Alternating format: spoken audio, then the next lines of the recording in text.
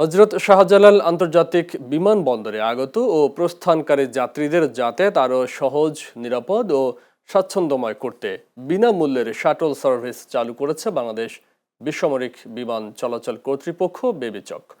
নতুন এই সেবার মাধ্যমে বিমানবন্দরের গুরুত্বপূর্ণ সংযোগস্থলগুলোতে সহজে যাতায়াত করতে পারবেন যাত্রীরা।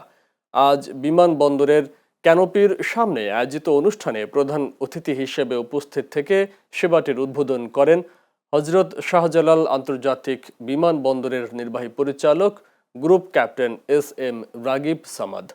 বেবিচক জানায়, বেসামরিক বিমান চলাচল ও পর্যটন মন্ত্রণালয়ের দিক নির্দেশনায় এবং সংস্থাটির নিজস্ব অর্থায়নে পরিচালিত এই শাটল সার্ভিস বিমানবন্দর, বাসস্ট্যান্ড, জসীমউদ্দিন মোড়, বিমানবন্দর, রেল স্টেশন এবং কাওলা বিমানবন্দর রুটে চলাচল করবে।